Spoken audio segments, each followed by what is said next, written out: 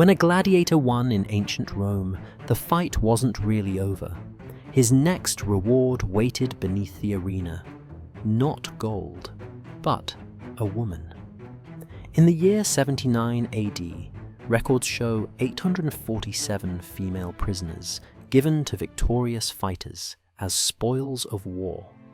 Each one had a name, an age, and a price. Rome called it custom. The law called it property. But history called it what it was: dehumanization. If you care about truth over myth, subscribe. Because when the ledgers close, the bones still speak.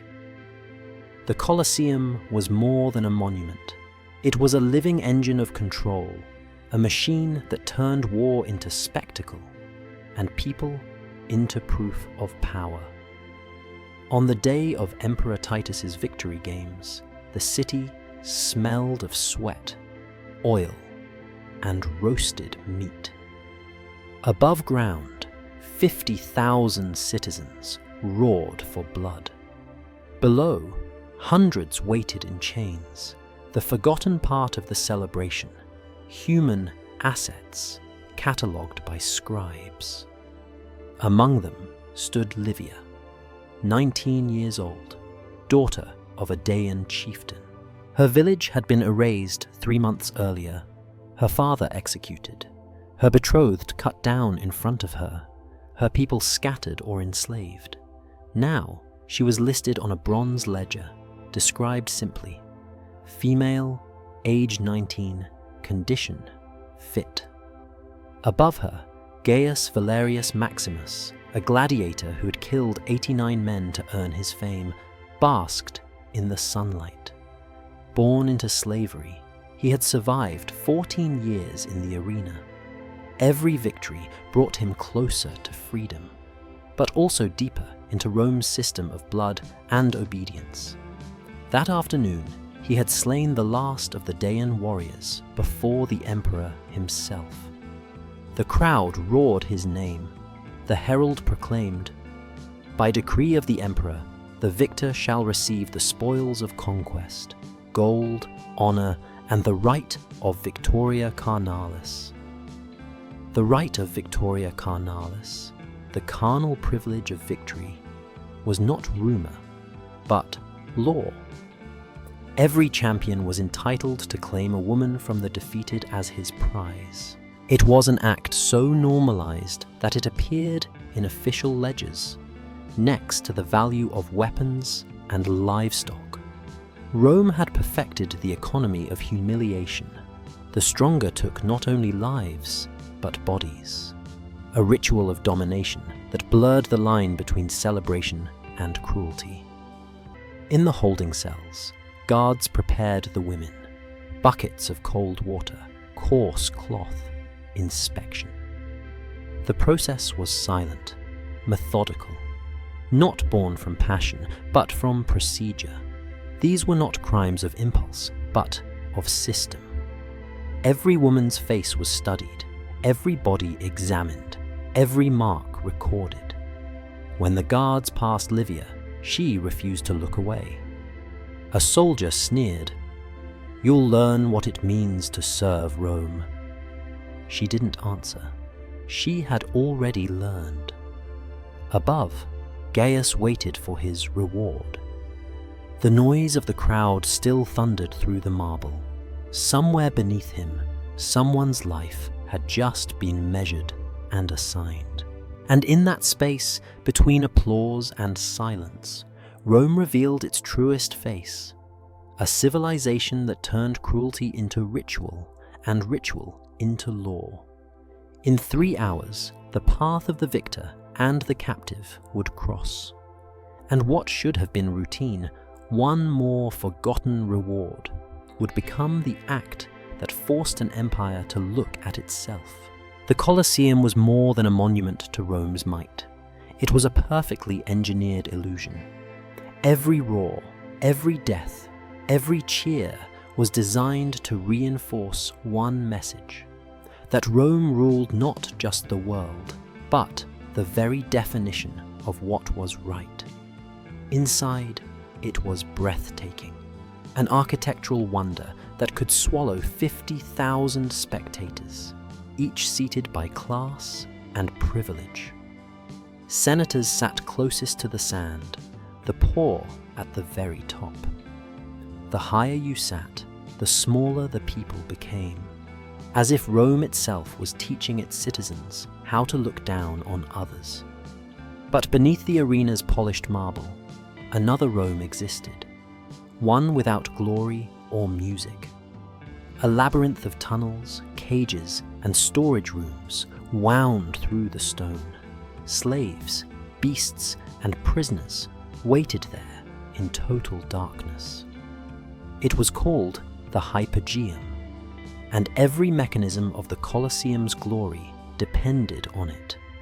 Here, the blood that thrilled the audience above became routine logistics below. Guards dragged bodies out through trapdoors, replaced sand drenched with blood, scrubbed down the iron hooks used to pull the dead away. The air smelled of metal, sweat, and fear, the scent of a system that had learned how to recycle cruelty. The same system handled the rewards. After every major bout, officials descended into the Hypogeum carrying wax tablets and bronze seals. Victorious fighters were recorded, their prizes assigned, their names checked against the ledgers kept by the Magister Ludorum, the master of games. There was no passion here, only paperwork. Livia and the other Daean women were now entries in those ledgers, property belonging to the state until assigned to a victor. They were ranked by origin, health, and beauty, the same categories used to price slaves at public auctions. Rome's bureaucracy left nothing to chance. Everything, even degradation, had to be efficient. What made this system terrifying was not its violence. It was its order. Nothing in the Hypogeum was chaotic.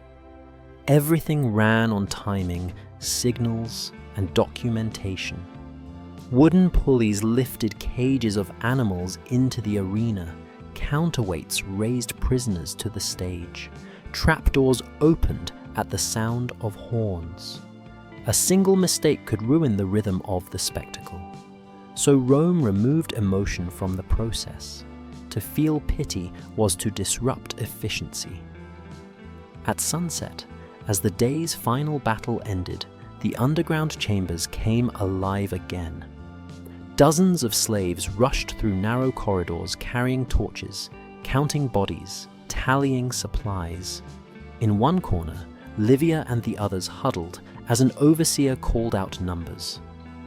Daean group, 18, fit for allocation. The words sounded mechanical, but each one was a death sentence disguised as inventory. The next step was presentation. Before being offered to the victors, the women were forced through a crude cleansing ritual. Buckets of water, harsh soap, rough cloth, an imitation of purity that served only to make them appear worthy. Guards laughed as they worked, reciting jokes they'd heard 1,000 times before. To them, this wasn't cruelty. It was routine. That was the true genius of Rome. It made horror ordinary. When the cleaning was done, the women were lined up along the stone wall. The torches cast long, distorted shadows on their faces. Livia looked straight ahead, her eyes fixed on nothing. She could hear muffled cheers from above as the crowd began to leave. Rome was celebrating its greatness, unaware that its glory rested on the backs of the broken. At that same moment, Gaius Valerius Maximus stood before the master of games. His bronze reward tablet glimmered in the torchlight. On it were 3 symbols: a laurel wreath, the numeral for 500 denarii, and the mark of Victoria Carnalis. The official looked up. "Choose champion," he said flatly. Gaius hesitated. His hands were still trembling from battle, his body aching. For 14 years, he had killed to survive, obeyed without question, and taken what Rome told him to take. But tonight, something in his mind felt different, heavy, uneasy. Perhaps it was exhaustion. Perhaps it was the image of the Dayan warrior he had slain only hours before, a man who looked too young, too desperate, too human. He nodded silently. "Bring the list." The scribe unrolled a thin wax tablet, names scratched in Latin beside numbers. Livia's was third from the top. 19, the scribe read. Dayan origin, unblemished, strong. The master of games marked it with a stylus and handed the bronze token to Gaius. "You may claim her in the lower chambers, room 6. And just like that, with one scratch of a stylus, a human life became a commodity. Gaius descended the torchlit corridor toward the hypogeum. The sound of dripping water echoed through the stone hall. Behind every door was another chamber, small, clean, built for efficiency. Iron rings set into walls, drains cut into the floor. These rooms weren't improvised, they were designed. Rome had planned its cruelty into the architecture itself. He stopped before room 6. His hand rested on the latch, but he didn't open it yet. Inside he could hear the faint sound of breathing, someone waiting, someone who didn't know what came next. For the first time in years, Gaius felt fear, not of death, but of what he had become. Above them, the crowd was still singing victory songs, the marble floors trembling with drunken laughter.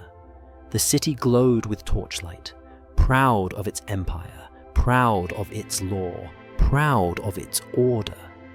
But in the darkness below, one gladiator and one prisoner stood on opposite sides of the same system, both victims of the same empire, both about to learn that Rome's greatest cruelty wasn't its violence, it was its normality. The next day, the games resumed. From dawn to dusk, Rome demanded its rhythm of spectacle, blood, applause, and humiliation. But for those below, the stage was not entertainment, it was judgment. The hypogeum, the underground system of tunnels, thrummed with the same bureaucratic precision that made Rome an empire. Traps were reset, animals fed, prisoners sorted. Every scream, every opening of a gate was time to create one seamless performance of dominance. Above, senators toasted victory. Below, the conquered paid its cost. At mid-morning, Livia was pulled from her chamber and brought to the staging corridor. Her wrists were bound with coarse rope. Around her, other women stood trembling. 18 captives from the Dayan highlands, stripped of names, reduced to symbols of defeat. The guards told them they were to take part in a mythological reenactment, a popular segment meant to amuse the crowd between gladiatorial bouts. To the audience, it was art. To the prisoners, it was ritual degradation. The herald's announcement echoed through the arena. Today, the gods judge the barbarians. Those who defied Rome will now fight for their lives, or for mercy. From beneath the floor, wooden lifts rose slowly, pushing the captives into the blinding sunlight. The crowd gasped as the women appeared, dressed in torn white tunics, barefoot, their hair tangled and dusty. For a moment, the silence was heavy. Then, as the drums began to beat, the crowd found its rhythm again. Livia squinted against the light, her heart pounding. She could smell the copper tang of blood mixed with sweat and perfume. The sand beneath her feet was warm, sticky in places where men had fallen hours earlier. To her right stood Composites, her friend, the last familiar face from her village. The two had survived the same fires, the same forced march to Rome. Now, the Empire demanded one final act from them, to turn on each other for amusement. The guards tossed wooden swords at their feet. "Fight!" the herald shouted. "The winners will be spared, gifted to the victors of Rome." It was a lie, of course.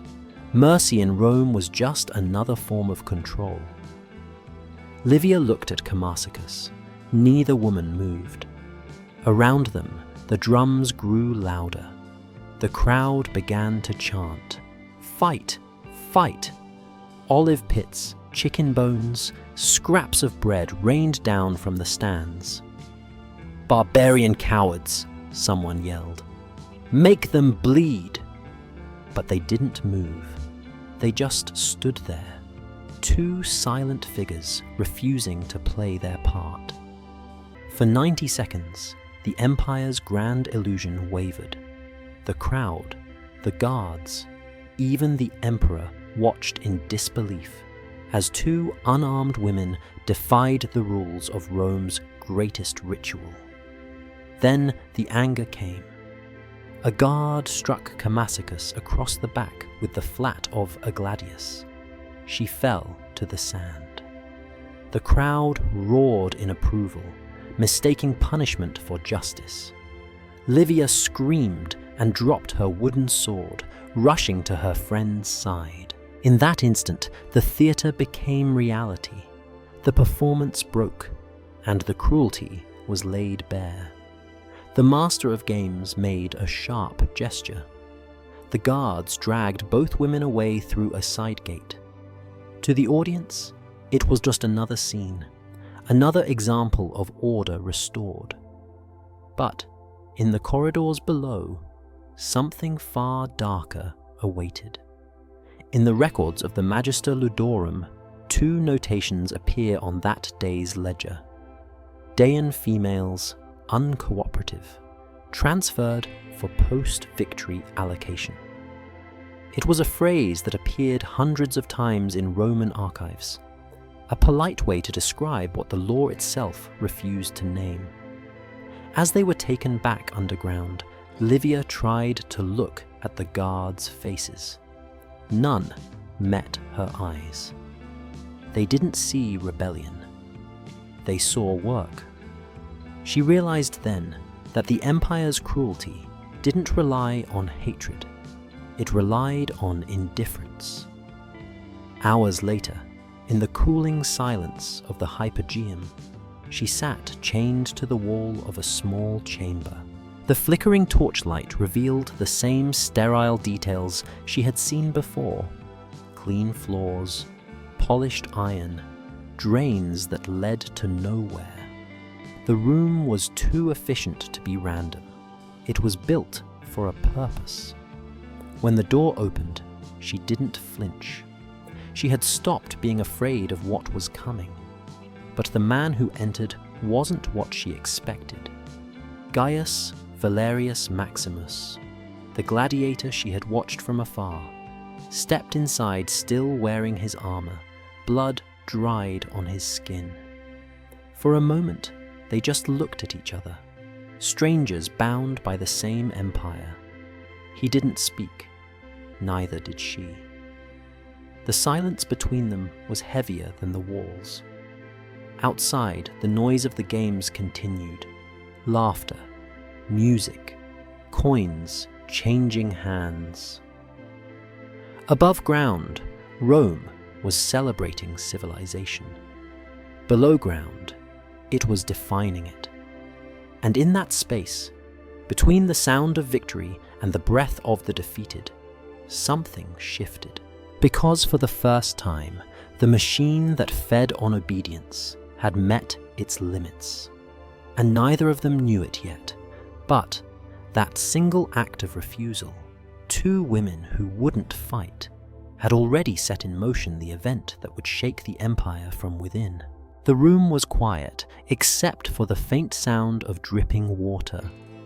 The torchlight flickered across the stone walls, catching the glint of iron rings and bronze hooks.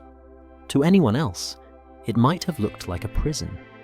But to Rome, it was infrastructure, part of a system so polished that even cruelty had its own administration. The Magister Ludorum, the master of games, prided himself on efficiency.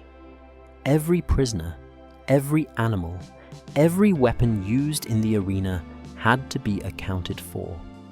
Nothing in the Colosseum happened without paperwork. Each act of violence, each reward, existed first as an entry in the ledgers. In those records, human beings became units of property, described in the same columns that listed oil, grain, or beasts. That was how Rome maintained control, not through rage, but through record keeping. For centuries, historians called Rome the birthplace of all. What they often ignored was that Rome's legal genius wasn't only about justice, it was about classification.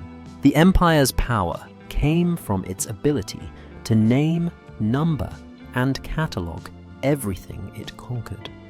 Once you were written down, you belonged to Rome. That was Livia's fate now. Her name had already been carved into a bronze tag stamped Captiva, the captured. Archaeologists would find such tags centuries later in the Colosseum's ruins, proof that each woman was once filed, assigned, and processed by the empire's bureaucracy. To the Romans, this was not barbarism. It was order. While Livia sat in the chamber, waiting for her punishment, the clerks above were finishing their ledgers for the day. A column of names, each followed by abbreviations. AV for assigned to Victor, TS for transferred to storage, DN for disposed, not usable. It was a language designed to cleanse violence of meaning. When Gaius arrived at her door, he wasn't thinking of ledgers, but the system that brought him there, the paperwork, the tokens, the rules, made sure he could never escape them. He opened the door slowly, stepping inside. Livia flinched. The torchlight caught the hard edge of his armor. For a moment, neither moved. Then he did something no one had done to her in months. He spoke her name. Livia. Her eyes widened. She hadn't told anyone her name. For weeks, she had been called only the girl, or the spoils. Hearing it again felt strange, almost unbearable. "I don't want this," he said quietly. "Do you understand?" She didn't answer. She didn't believe him. How could she? Every man who had entered that room before had said nothing at all. But Gaius wasn't there as a conqueror. He was there as a man drowning in the system that had built him. He sat down on the stone bench, breathing heavily. His hands trembled, not from fear, but from exhaustion. The kind that seeps into the bones of someone who has killed too many times. He looked at her and said, almost to himself, "They tell us this is honor, that this is Rome." Livia whispered back, "Then Rome has forgotten what honor means."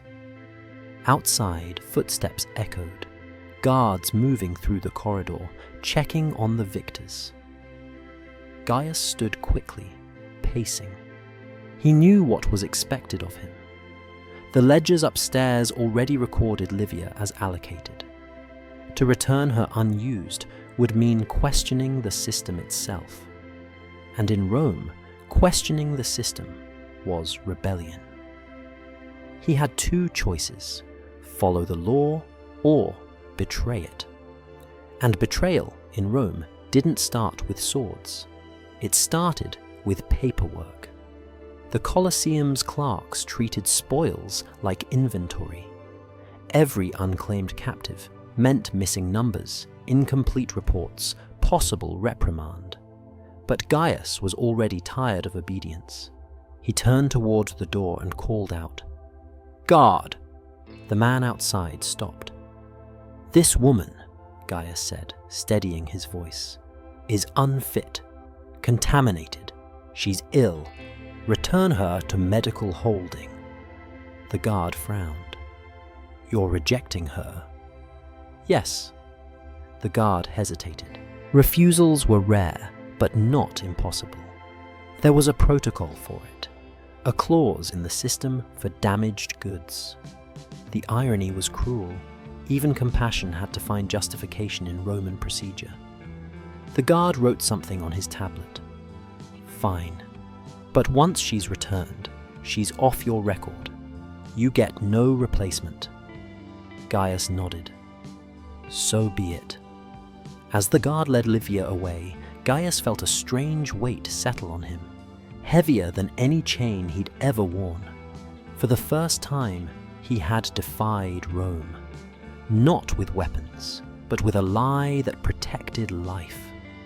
In another chamber, the clerks added a final line to the day's records. Subject 19, rejected, transferred, status, returned. To them, it was nothing. Just another notation in the vast machinery of glory. But that one rejection, one line among thousands, marked the beginning of the smallest rebellion Rome had ever seen.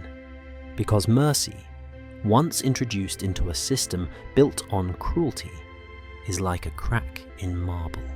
At first, it's invisible, but with time, it splits everything apart. And that night, as the torches burned low and the Colosseum emptied, Gaius sat alone, staring at his hands. He could still feel the weight of the stylus, the bronze token, the law itself pressing down on his skin. He had not killed. He had not claimed. He had simply refused. But in Rome, that was enough to make him dangerous. By dawn, the Colosseum was silent again. The crowds had gone home, drunk on victory and cheap wine. But inside the marble corridors, scribes still worked by torchlight, recording the previous day's transactions. The air smelled of wax and iron ink. The ledgers of Rome never slept, because empire, above all, was paperwork. Every act of violence had to be legalized. Every cruelty justified. Rome didn't need to hide its horrors. It simply wrote them into the law. The decree that allowed Gaius Valerius Maximus to claim Livia was not an act of chaos. It was codified under a legal principle called Victoria Carnalis, the carnal right of victory. It was born from centuries of conquest and rationalized by jurists as a reward for valor. The Senate claimed it was necessary to preserve discipline among Rome's soldiers and gladiators. In their logic, controlled brutality was better than rebellion. Rome's strength was not its armies, but its ability to turn emotion into administration. Mercy became a threat. Violence became a policy. In Senate records recovered centuries later, the Lex de Captivis Feminis, an early draft of what would later become the Lex Captivi, outlined how female captives of war could be distributed as imperial property. The law did not describe them as people.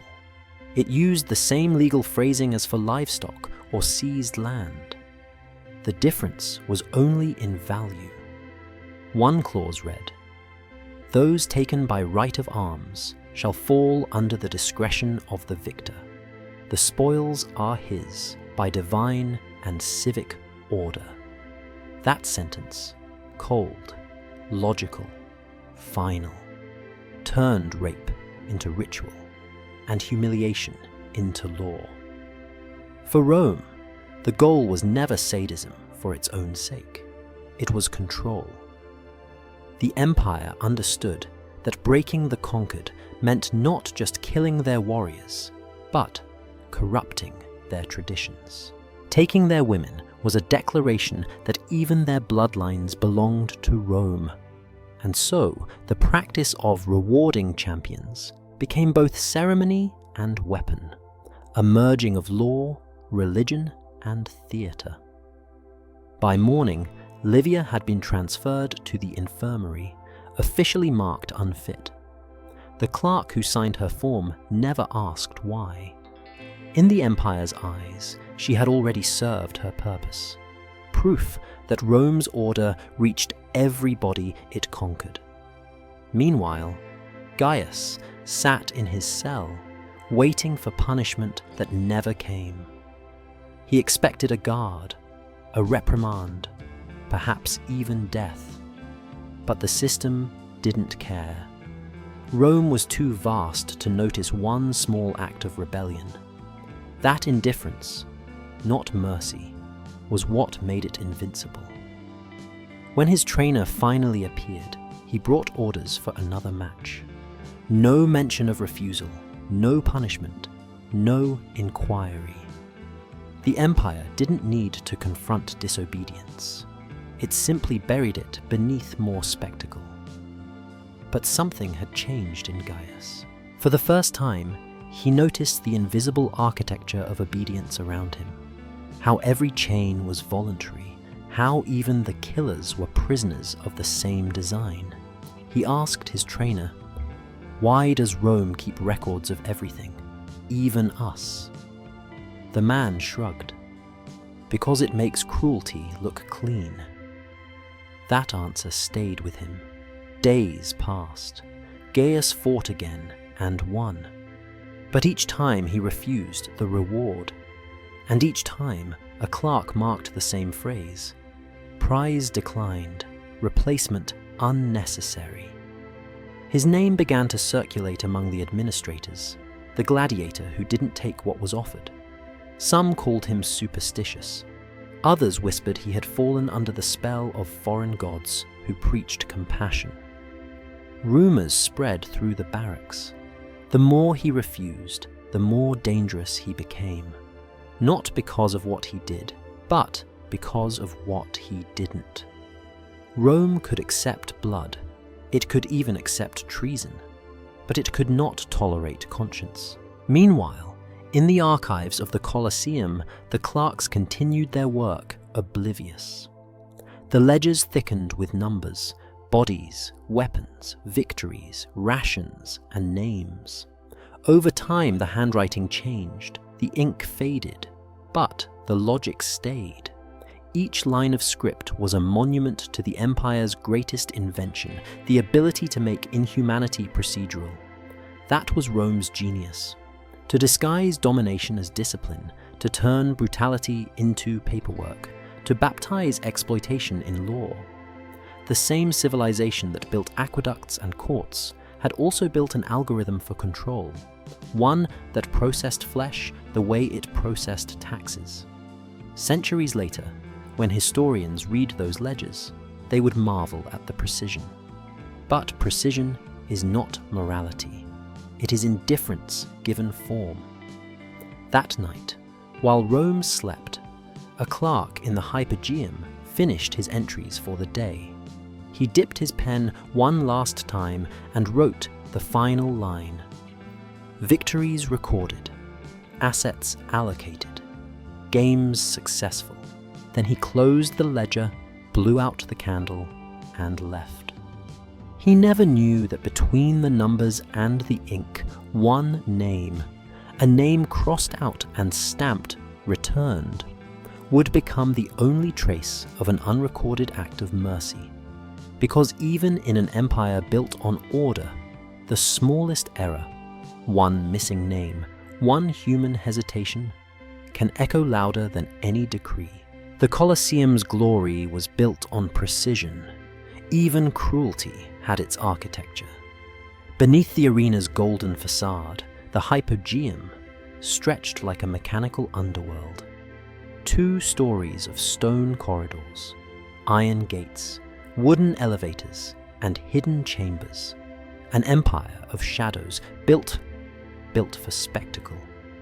Every roar from above depended on the silence below. For centuries, historians described the Colosseum as a stage of blood. They were only half right.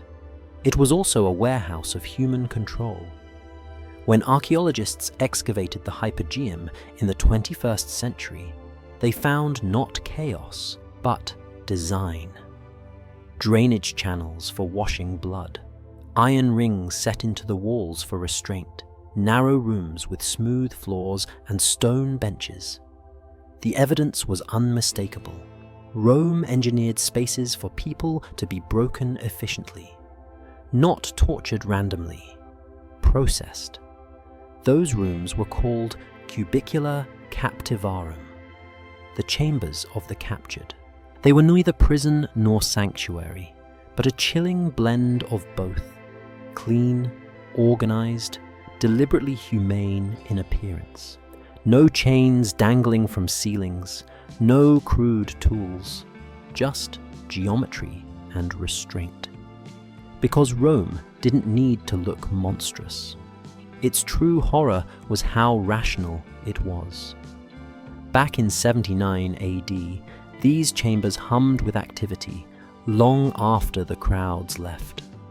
Scribes logged inventories, guards sorted the captives, physicians checked the condition of the spoils.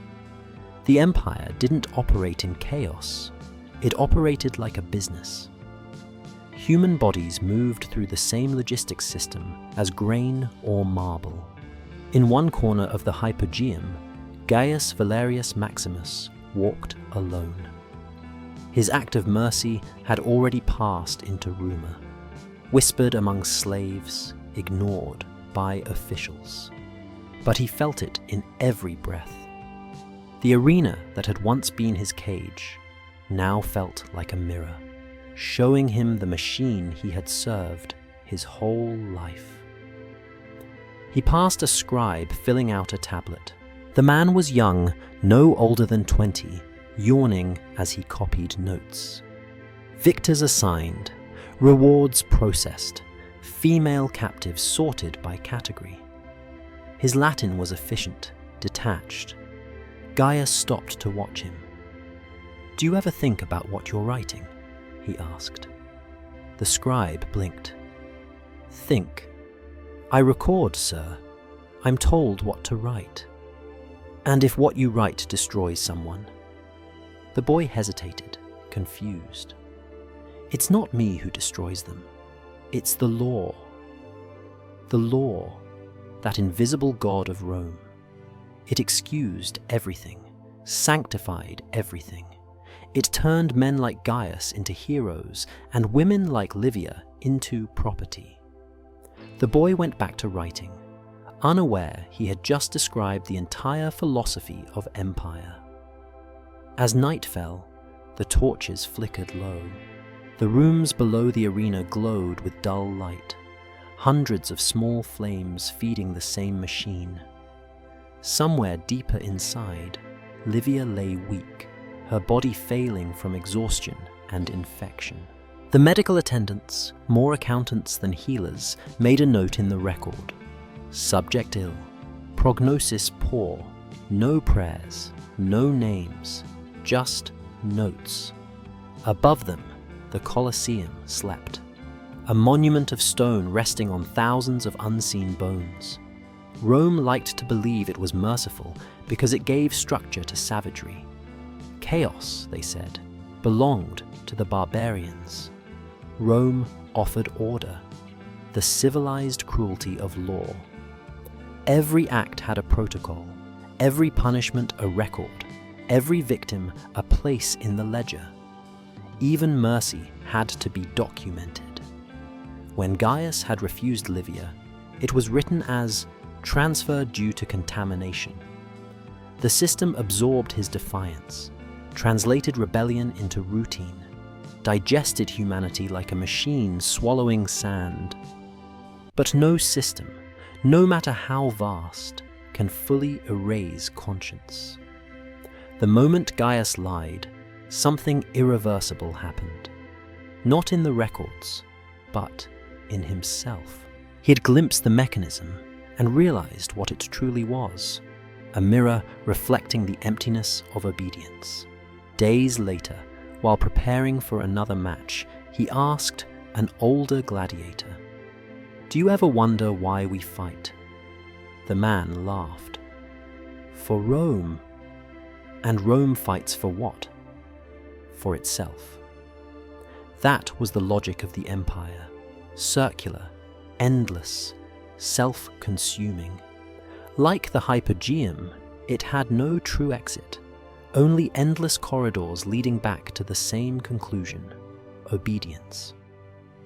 When archaeologists uncovered the remains of those chambers nearly 2,000 years later, they found the stone surfaces scarred by fingernails, desperate grooves carved into the walls, small details, almost invisible. But they told more truth than all the inscriptions above. For centuries, those marks lay silent.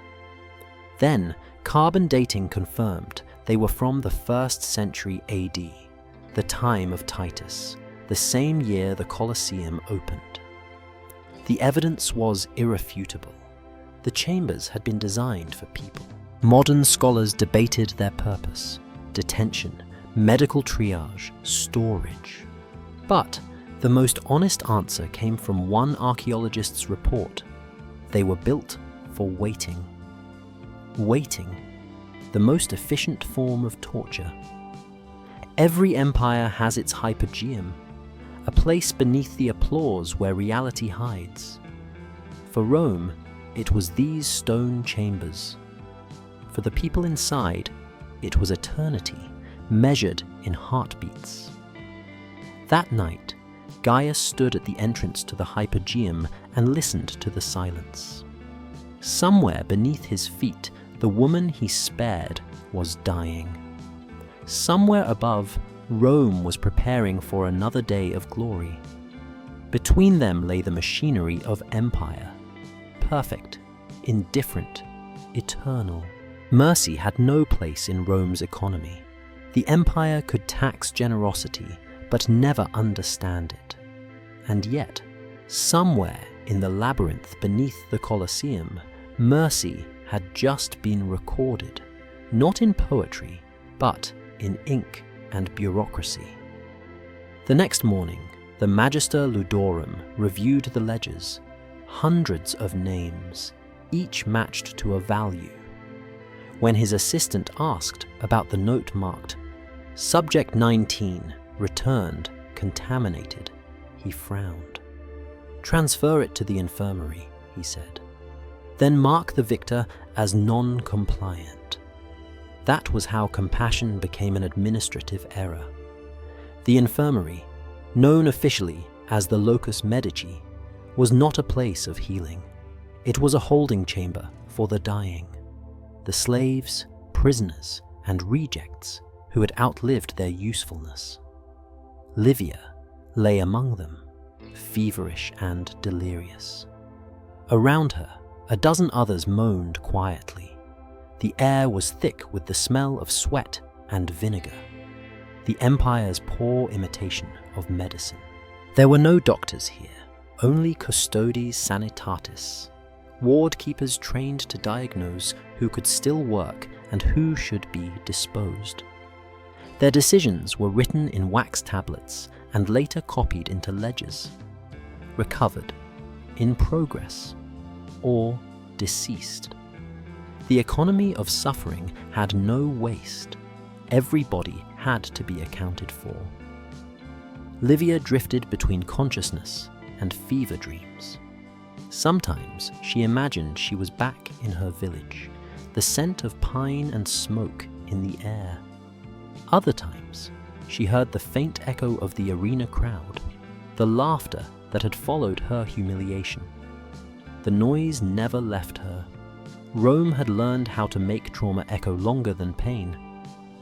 A custodian approached her cot, lifting her chin. "You were one of the Dian women." She nodded weakly. He marked something on his tablet. 3 days, maybe 4. No sorrow, no hatred, just statistics. Meanwhile, Gaius was fighting again. The crowd had begun to recognize him, not for his victories, but for his refusals. After each win, when the herald offered him his reward, he would bow silently and say, "No claim." At first, the crowd thought it was theatre, a performance of humility. But as his refusals continued, rumors began to spread. Some said he had taken a vow of chastity to the gods. Others whispered that he was cursed.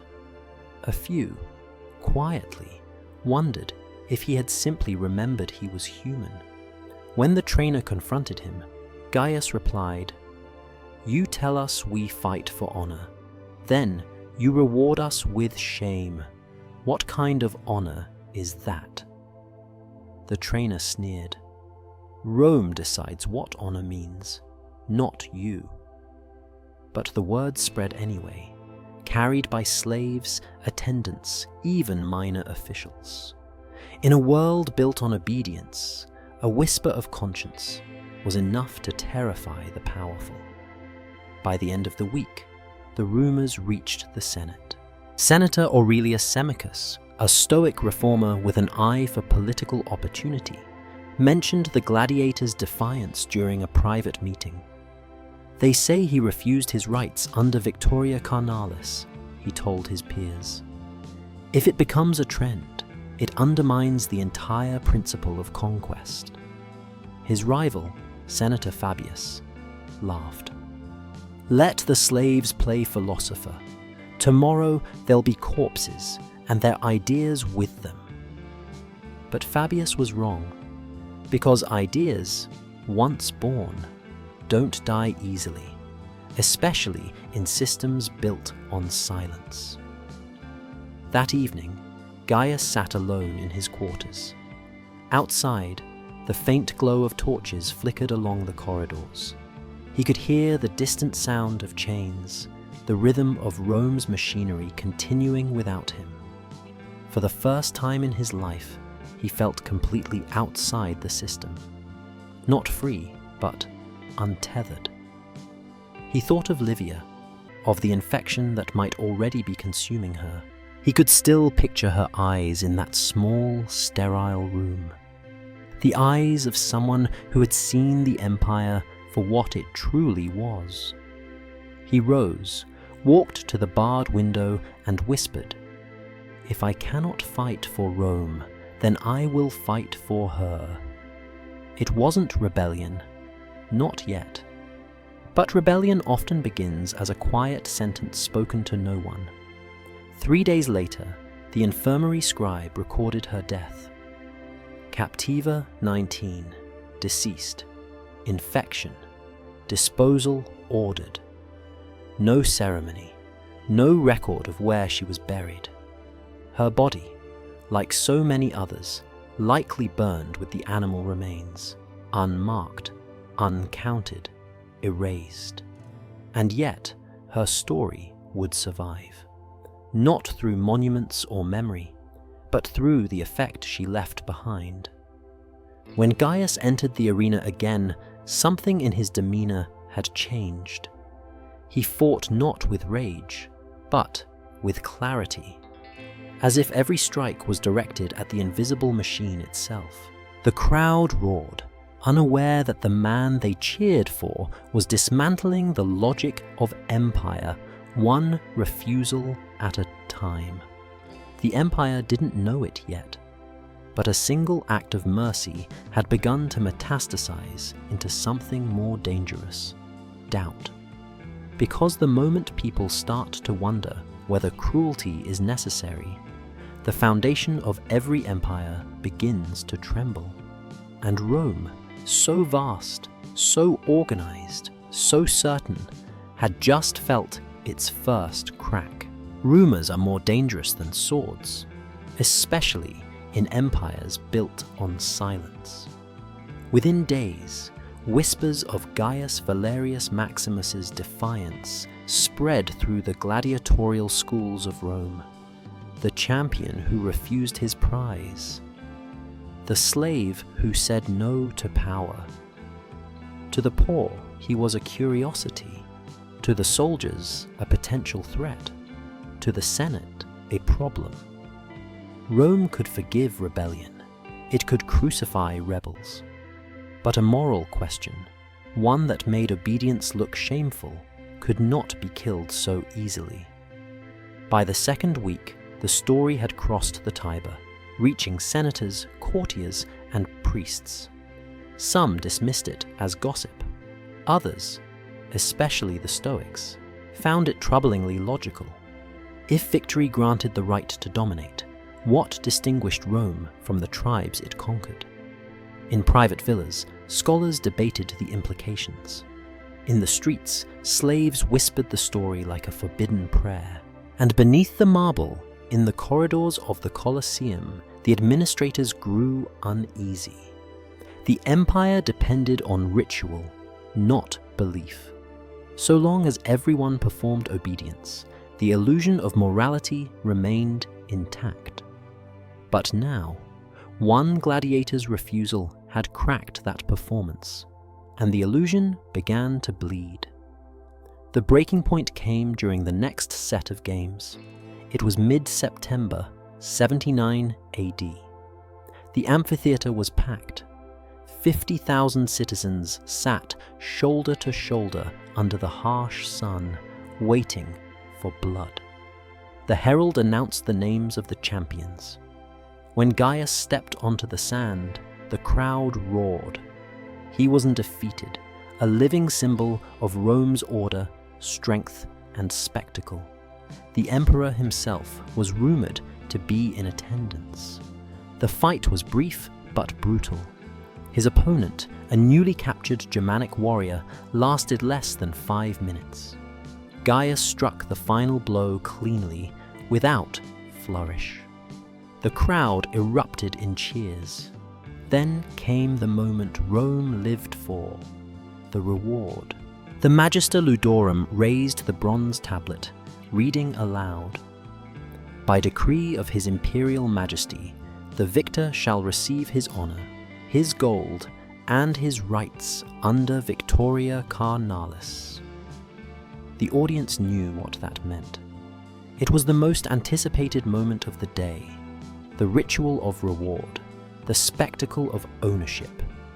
2 guards led forward a woman, a Gaulish prisoner, trembling but silent. The crowd chanted Gaius's name. He stood still. "Claim your prize," the herald commanded. Gaius looked at the woman, then at the emperor's box, and said, loud enough for the nearest guards to hear, "Rome has no honor if this is it." The crowd went silent. For 10 heartbeats, the empire itself seemed to stop breathing. Then came the uproar, shouts, confusion, the sound of horns signaling disorder. The officials rushed toward him. The guards seized the prisoner and dragged her away. The herald's voice cracked as he tried to restore the rhythm of spectacle. Proceed with the next match. But it was too late. Something had broken, not in the sand, but in the idea of Rome. That night, reports flooded the Praetorian barracks. Witnesses disagreed on the details. Some claimed he spat on the emperor's gift. Others said he threw down his sword. One rumor even claimed he declared allegiance to a foreign god, a dangerous accusation in an empire already paranoid about Christian sects. By dawn, the Senate demanded an inquiry. When Gaius was brought before the magistrate, he did not resist. He stood tall, silent, unchained, a rarity for someone of his status. The magistrate's first question was bureaucratic, not moral. "Why did you refuse your assigned privilege?" Gaius replied, "Because I no longer know the difference between reward and punishment." That answer traveled faster than his reputation. The scribe recording the hearing hesitated, then wrote it down, a simple sentence that would echo for centuries. The magistrate's expression hardened. "You question Rome's laws?" "I question what they've become," Gaius said. "If victory means desecration, then what does defeat mean?" His words were dangerous because they were unanswerable. The hearing ended quickly. The magistrate recommended disciplinary measures to preserve order. The Senate agreed. But quietly, behind closed doors, the debate had already begun. Whether Rome's spectacles had gone too far. In taverns and temples alike, people whispered that the gods themselves might be offended, that perhaps mercy, not cruelty, was the truer form of divine order.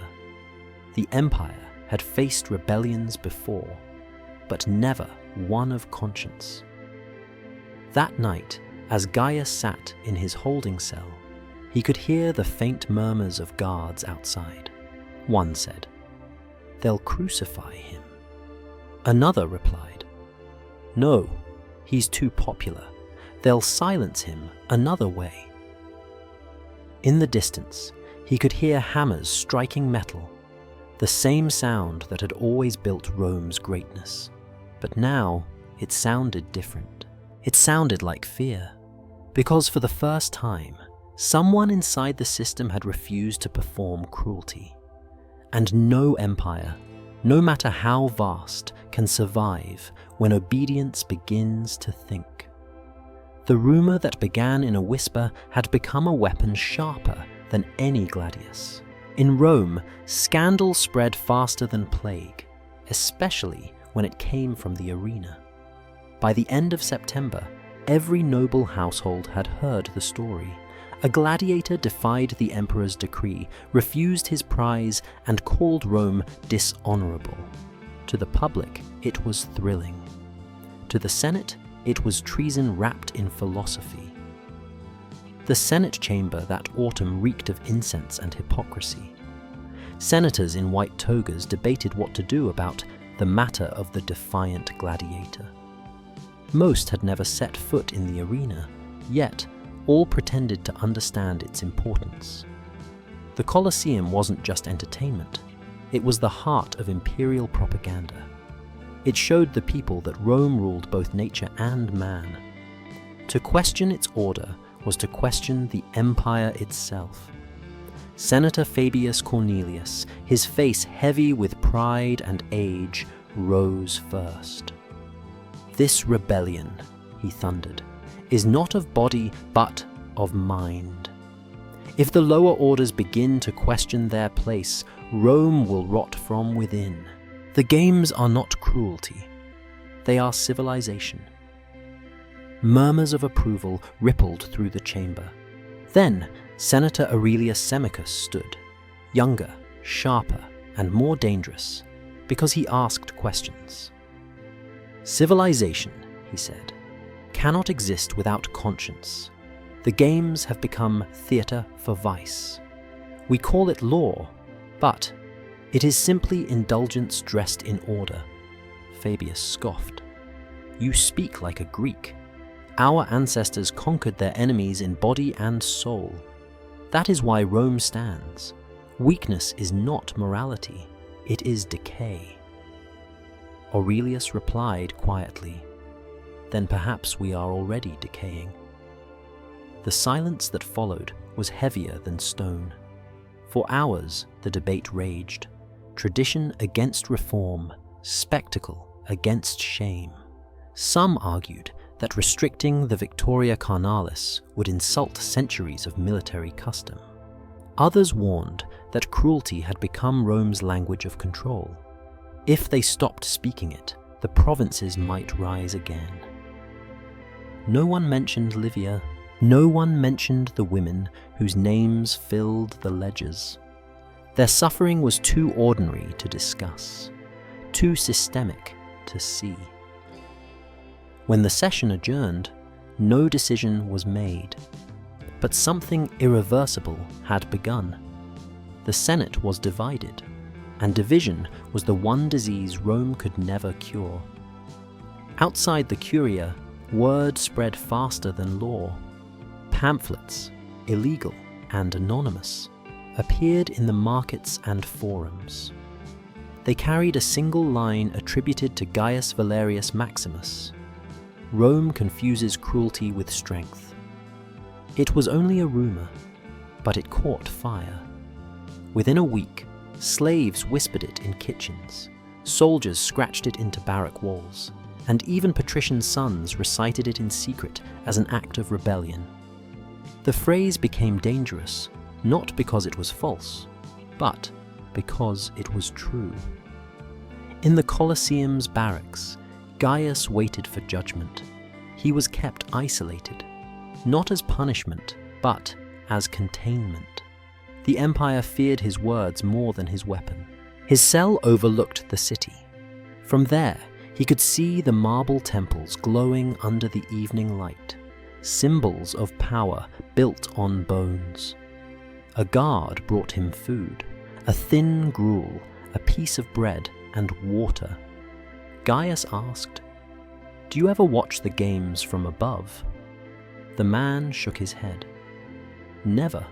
I hear enough from down here." "Then you know what they are." "I know what keeps me alive," the guard said quietly, setting down the bowl. "But maybe not what keeps Rome alive." That exchange, two men speaking honestly in a city of lies, was as dangerous as any rebellion. Meanwhile, Aurelius Semicus gathered allies in secret: philosophers, minor senators, and provincial envoys, all men who believed Rome was losing its soul. He proposed a law, the Lex Captivi, to restrict the use of captive women as entertainment or reward. "It will not free anyone," he admitted, "but it will stop the theatre of humiliation. The empire must learn to look at itself." His peers warned him it was political suicide. "You cannot legislate morality," one said. "You will only make the cruelty more efficient." Aurelius replied, "Then efficiency is our true God." Word of his proposal reached the emperor within days. The reaction was swift and cold. If we begin to apologize for victory, we begin to surrender. But even in defiance, the idea had already taken root. Because once cruelty must defend itself with reason, its spell is broken. In his cell, Gaius heard the news that the Senate was debating the Victoria Carnalis tradition. He almost laughed. He had expected death, not discussion. Yet, even as hope flickered, he knew how Rome worked. It would not end a practice because it was wrong, only if it became inconvenient. That night, he dreamed of Livia. She stood in a quiet field, the sky heavy with ash, her face calm. She said nothing. She didn't need to. When he awoke, he whispered into the dark, "They won't remember me, but maybe they'll remember her." And far above, in marble halls, a law that began as a whisper from the blood-soaked sand was being drafted, not out of mercy, but out of fear. Because Rome had finally realized that no empire survives when its gods begin to blush. October 79 AD, the Senate of Rome met under the marble dome of the Curia Julia, a building built to project eternity. Yet that morning, the air inside felt fragile. Senators spoke in low tones, as if afraid their own words might echo too loudly. The matter on the docket was simple in form, but devastating in meaning. Lex captivi, the law of the captives. The proposed law was short, less than 1 page, but its words carried the weight of a moral earthquake. Henceforth, no female captive shall be offered as reward, spectacle, or public amusement within any arena of the Roman Empire. That was it. No poetry, no mercy, no apology. But for Rome, a state that had turned conquest into ritual and pain into policy, it was revolutionary. The debate lasted 9 hours. Fabius Cornelius, voice trembling with fury, warned that this law would emasculate the glory of victory. He thundered, "Our ancestors conquered by right of strength. Do you wish their descendants to conquer by shame?" Aurelius Semicus rose calmly. "Strength," he said, "has become Rome's excuse for everything. You think cruelty proves dominion. I say it proves dependence, dependence on fear." "Fear keeps the provinces loyal," shouted another. "And mercy keeps them human," Aurelius replied. "Which do we want to rule, provinces or corpses?" His words were recorded by the Senate clerk, though many senators demanded they be stricken from the minutes. They weren't. The ink dried before they could erase it. Outside, thousands waited, citizens, slaves, and freedmen. None of them could read the Senate's documents, but they knew what was at stake. If Rome outlawed public sexual rewards, it would be the first time in history that the empire admitted a limit to its own brutality. Inside, the emperor's representative finally spoke. "The emperor concedes," he said coldly, "that excess in victory breeds disorder. Let it be written." And the lex captivi passed, barely, by a margin of 4 votes.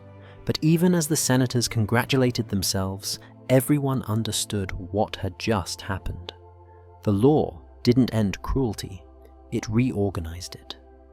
Private exploitation would continue, quietly, efficiently, invisibly.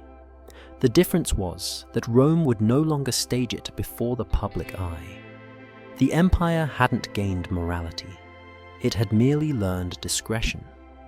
And yet, something had shifted. For the first time, Rome had looked at its reflection and found it hard to meet its own gaze. In the barracks beneath the Colosseum, the news reached Gaius Valerius Maximus 3 days later. A guard, half smiling, said, "You've made history." Gaius looked up from his cot. "No, history made me." The guard hesitated. "The law passed. They say the emperor himself approved it. You'll be released soon." "Freedom," Gaius murmured. "Rome loves that word, as long as it's not for others." That afternoon, the master of games delivered the paperwork. Manumissio, the official decree of emancipation. Gaius Valerius Maximus was free. But freedom in Rome came with fine print. He could not remain in the city for more than 10 days. He could not join any legion or public procession. He was free, but banished from spectacle. He left that evening, walking alone through the Forum, past the temples of marble and the gutters that still smelled faintly of blood. The statues of gods and emperors loomed above him, frozen in gestures of victory. None looked human. He stopped at a fountain and stared into the rippling water. His reflection stared back, scarred, older, but alive. Somewhere in the city, men in togas congratulated themselves for restoring dignity to the empire. He smiled bitterly. "You can't legislate dignity," he said aloud. "You have to live it." Meanwhile, in the archives of the treasury, a scribe updated the ledgers of the arena. Beside the old columns labeled Captive, distributed by Triumph, he drew a new line. Practice discontinued by decree. One line of ink. That was all it took to erase a century of suffering from official record. But records lie. The bones don't. A month later, in a quiet corner of the Subura district, Gaius found a slave dealer willing to sell him a single captive. A woman listed as Kamasikus Dian origin. He paid the price without bargaining. When he saw her, he hesitated. The scar on her wrist was familiar, a mark from the same chain that had once bound Livia. He didn't speak. He simply handed her the manumission scroll. "You're free," he said. She didn't believe him at first. Few ever did.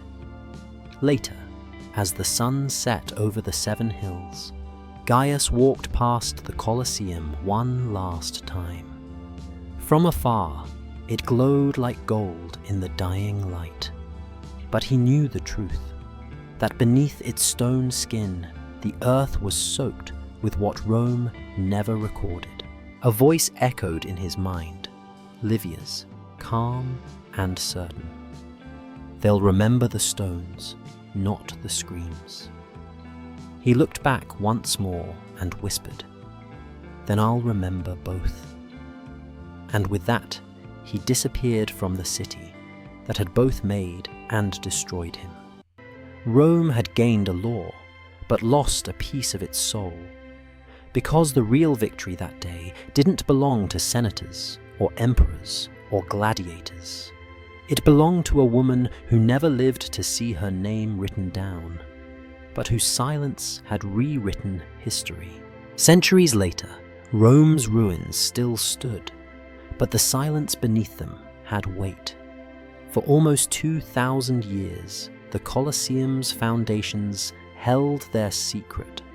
The chambers built for spoils. The corridors where law and lust became the same word. It wasn't until 2018, when archaeologists from the University of Rome excavated the Eastern Hypogeum, that the truth returned to the surface. Beneath layers of sand and dust, they uncovered what ancient ledgers had hinted at, but never detailed: a network of small stone cells, each equipped with iron rings set into the walls, drainage channels on the floors, and narrow slits for air. The design was precise, purposeful, industrial. Dr. Isabella Fortunato, who led the dig, described them as rooms for waiting, not living. Inside one cell, the team found fragments of pottery, remnants of clothing fibers, and 6 bronze tags, each engraved with a single word, Captiva. The dates stamped on those tags match the reign of Emperor Titus, the same year as Gaius's story, 79 AD. It was as if the stones themselves had kept their records after Rome's paper forgot. The findings ignited debate across the historical world. Some called it confirmation of the Victoria Carnalis system, the reward for conquest ritual long dismissed as legend. Others accused Fortunato of exaggeration, saying the rooms were simply holding cells for prisoners awaiting execution. But the physical evidence told another story: the infrastructure of exploitation. The cells were too many, too symmetrical, too standardized. Each measured the same, 2 meters long, 1 meter wide, 1 lock per door. Built with care, funded by law, engineered by empire. Rome had industrialized humiliation, Ancient texts were re-examined with new light. Historians combed through fragments of Cassius Dio, Seneca, and Tacitus, all of whom had written around the edges of this topic, but never squarely addressed it. Seneca mentioned rewards of the victor, that corrupted virtue. Cassius Dio wrote of the spoils of flesh distributed during triumphs. Tacitus, ever careful, avoided the subject, a silence that now seemed deafening. Archaeology had made their omissions visible. For centuries, the world admired Rome for its architecture, its order, its law. But now, under those same arches, we found the price of that order, an economy of degradation built into the foundations themselves. Dr. Fortunato's report concluded with words that stunned even her peers. Rome's genius was not merely in conquest, but in administration, the ability to bureaucratize cruelty so thoroughly that even compassion required paperwork. It wasn't a metaphor. When the Lex Captivi was passed, the empire didn't abolish its system, it just filed it under a new category, hidden from public spectacle, but still logged in the treasury records. The surviving fragments of these ledgers showed cold precision. Captiva, transferred to private household of Senator X. Value 40 denarii. Condition compliant. Each life reduced to commerce. And yet, among those records, one anomaly appeared. Captiva, transferred to private ownership, released same day, no reason provided. That entry bore the seal of Gaius Valerius Maximus. It was the only official trace of him after his departure from Rome, a brief bureaucratic whisper of a man who had once defied an empire. When Dr. Fortunato presented her findings to the press, she was asked a simple question. Do you think stories like Livia's are real? She paused, then answered.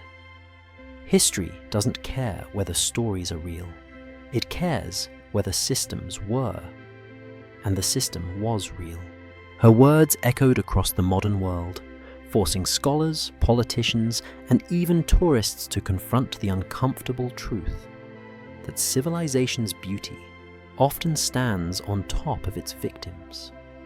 Today, visitors to the Colosseum walk above the same ground where those rooms once stood. The air is cool, the stones smooth, the noise of cameras constant. Few realize that beneath their feet, Rome perfected the art of turning bodies into paperwork.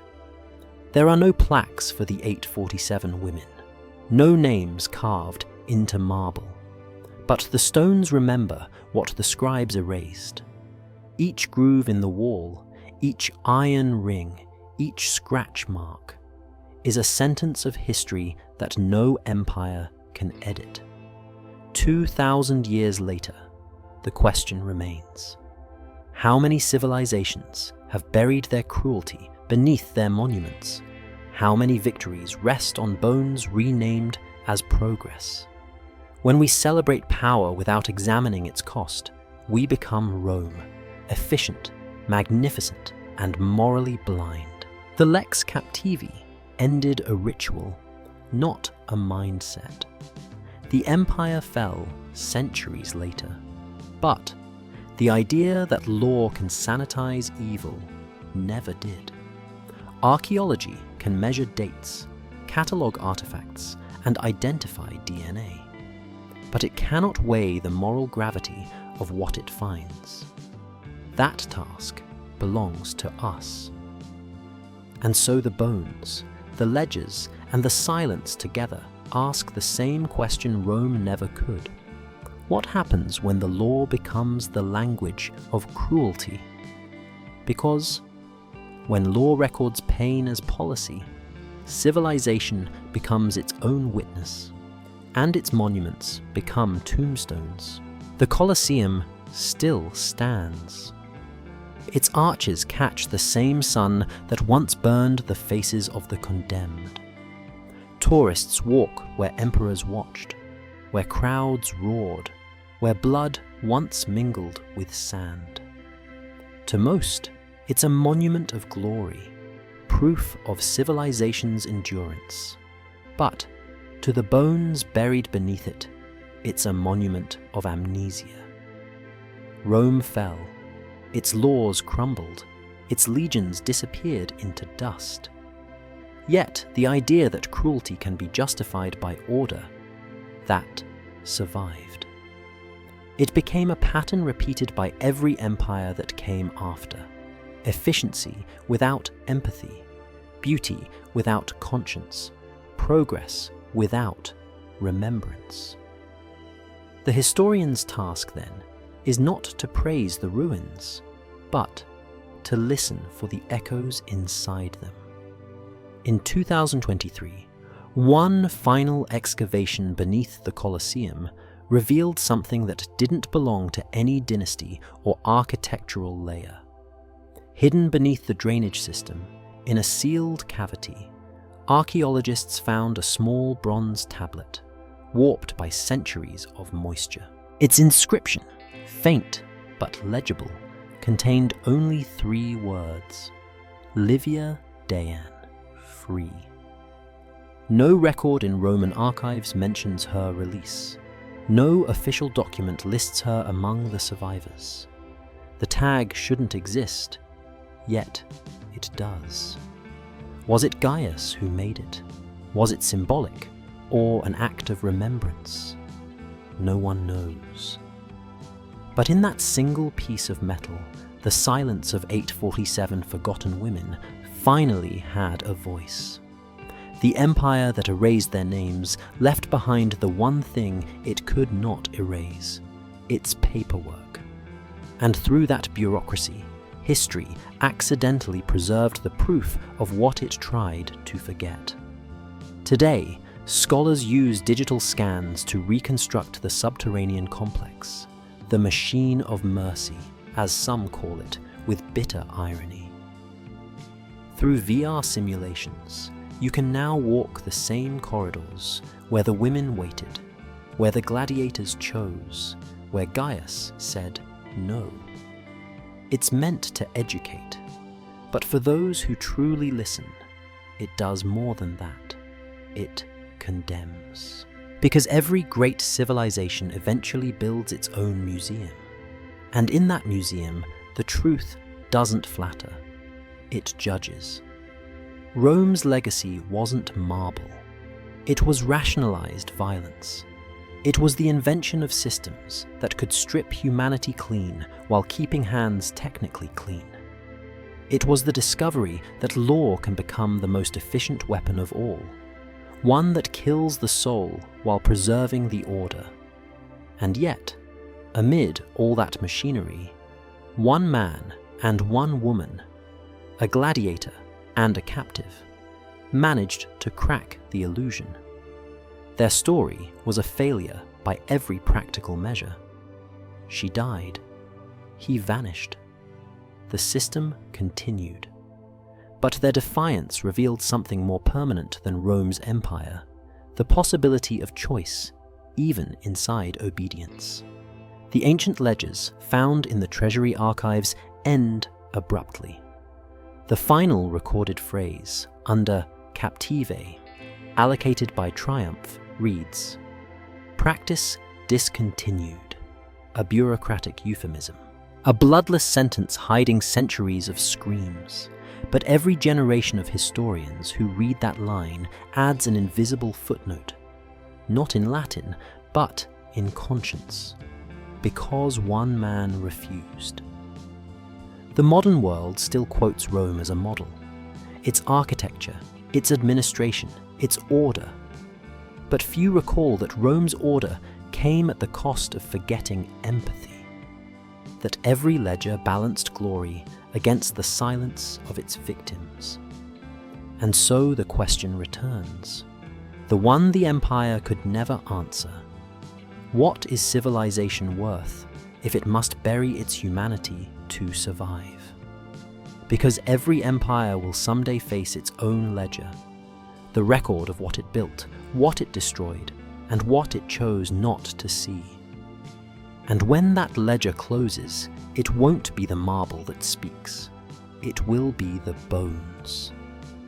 The Colosseum glows at night now, lit from below for tourists and cameras. But the light also illuminates what lies beneath. The forgotten rooms, the iron rings, the hollow spaces where silence still lives. And if you listen closely, between the hum of the city and the murmur of visitors, you might hear it, a whisper carried through stone and time. Rome's glory wasn't paid in gold. It was bought with our silence. And then, as the night deepens and the voices fade, that silence answers itself, soft, steady, and eternal. When the ledgers close, the bones still speak. Completed.